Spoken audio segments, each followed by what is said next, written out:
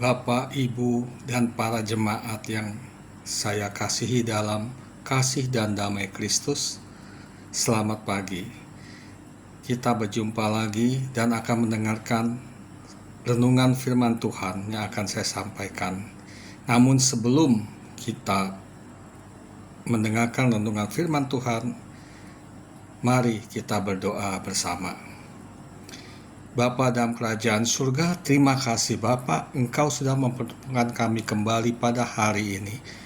Urapi hamba-Mu yang akan menyampaikan firman-Mu ini ya Bapa, biarlah kehendak-Mu apa yang hendak Kau sampaikan kepada masing-masing pribadi yang ada dalam jemaat ini. Terima kasih Bapa, di dalam nama Tuhan Yesus.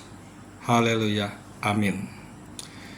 Bapak Ibu yang saya kasihi, sebentar lagi kita akan merayakan Pentakosta.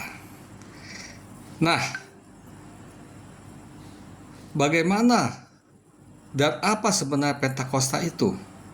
Banyak yang menyampaikan dan bahkan sudah disampaikan seringkali, turunnya Roh Kudus. Namun sebenarnya apa fungsi dari Roh Kudus itu sendiri? Ada yang tahu, Bapak, Ibu? Oke, saya akan kutip dari Kisah Para Rasul 1 ayat 8. Saya mengajak kita semua membaca ya. Kisah Para Rasul 1 ayat 8. Tetapi kamu akan menerima kuasa kalau Roh Kudus turun ke atas kamu, dan kamu akan menjadi saksiku di Yerusalem dan di seluruh Yudea dan Samaria dan sampai ke ujung bumi.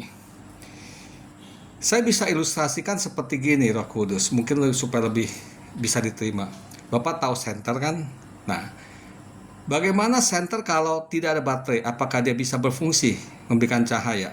Tentu tidak. Ya, sama seperti halnya Roh Kudus.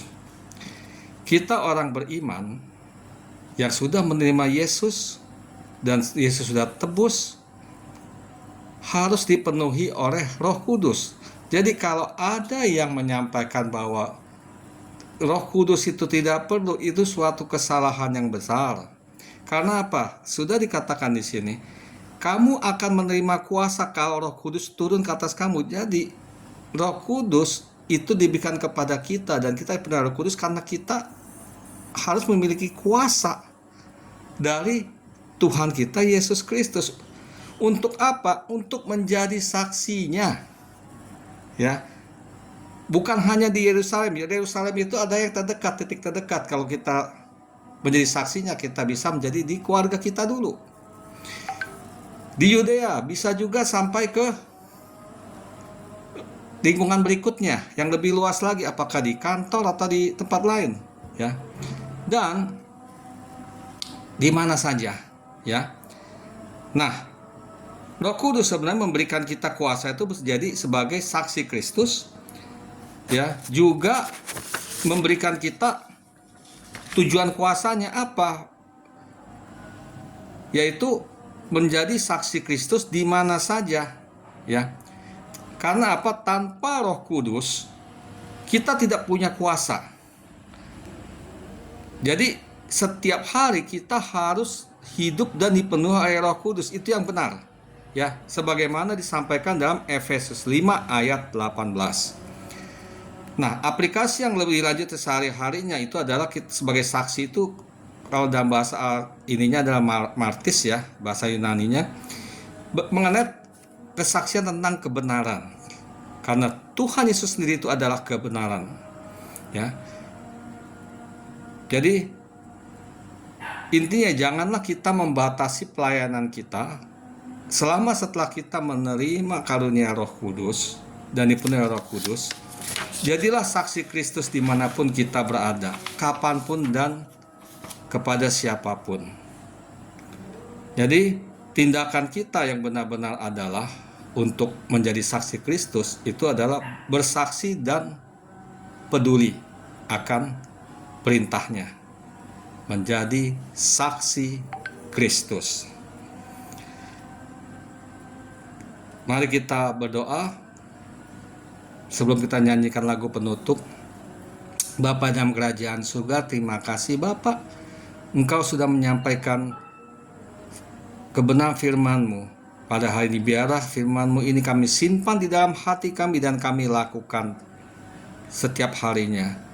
Di dalam nama Tuhan Yesus kami berdoa. Haleluya. Amin. Mari kita nyanyikan bersama. Roh Kudus, pegang tanganku Roh Kudus. Peganglah tanganku Roh Kudus setiap hari. Ku tak dapat jalan sendiri tanpa Roh-Mu. Bawalah diriku kepada segala kebenaran, agar ku tidak tersesat mengikuti jalan-Mu. Terima kasih Bapak Ibu, Tuhan Yesus berkati.